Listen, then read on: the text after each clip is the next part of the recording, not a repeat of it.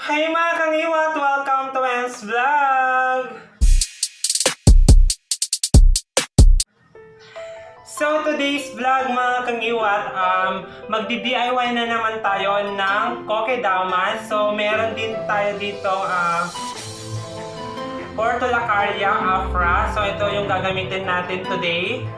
At meron din tayo dito Sansevieria Bacularis po siya. So ito po yung i-DIY natin. Ito yung gagawin nating Kokedama today. Nag-e-enjoy ako sa paggawa ng Kokedama kasi ang ganda ng outcome ng mga previous vlog ko. So i-update ko kayo mga kangiwat after this para minsanan yung ating pag-update sa ating mga Kokedama na DIY. So kung hindi nyo pa napapanood yung aking Kokedama vlog, ilalagay ko na lang po dito. So ito po siya. Ito po yung aking mga na-vlog na Kokedama. So, enjoy watching and don't forget to like, share, subscribe, and click the notification na din para ma-notify kayo sa lahat ng vlog ko. So, before we start, ito muna yung ating gagamitin ngayon. So, meron tayo ditong garden soil. Meron din tayo ditong yarn. Ito po, at saka nylon. So ayun mga kangiwat, before tayo mag-start, meron tayo ditong dalawang lumang faceshield. So keep on watching kung paano ko siya gagawin. So dito natin siya ipapatong mamaya. And then meron din tayo ditong ating lighter. At saka meron din tayo ditong scissor. So dyan lang kayo para malaman nyo kung paano natin gawin or ano ang gagawin natin dito sa lumang faceshield natin mga kangiwat. Let's start!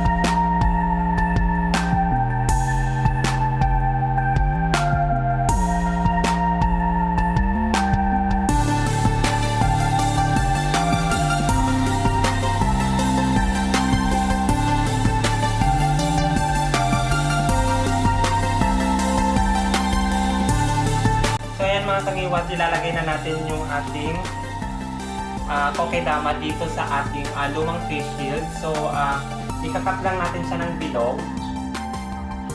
Tapos, susunugin lang natin or gagamitan natin siya ng lighter dito sa kanya para mag-curve lang siya para may lalagyanan na tayo ng ating Kokedama. So, keep on watching, and kung hindi ka pa naka-like, naka-share ng ating mga vlog, so don't forget to like and share, and then mag-subscribe ka na din mga kangiwat. Thank you so much sa lahat ng nagsusubscribe. So, let's start. Gawin na natin yung patungan natin ng Kokedama.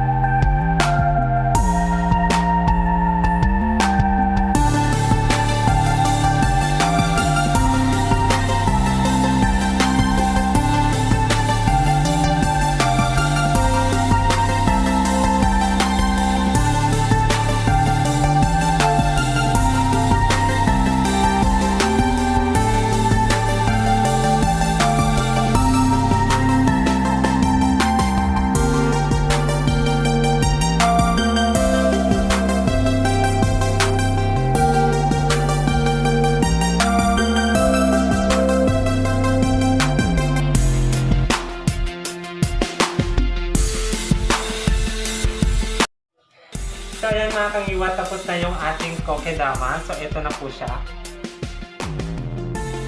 Ito na po yung ating Afra.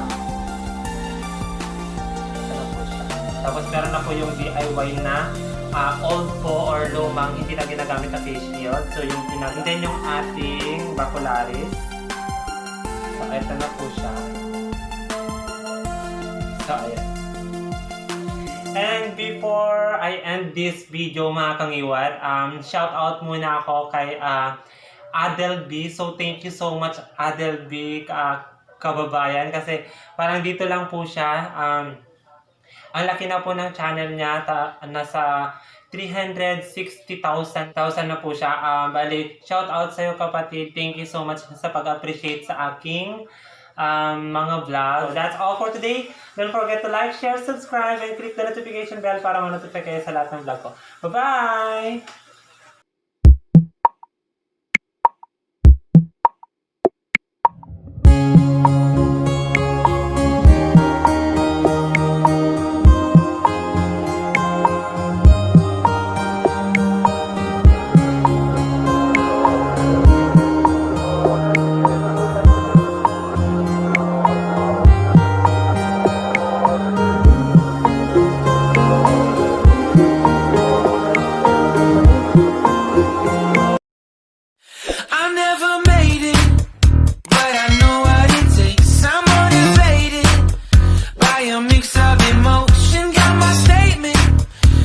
I'm reading it slow so I can know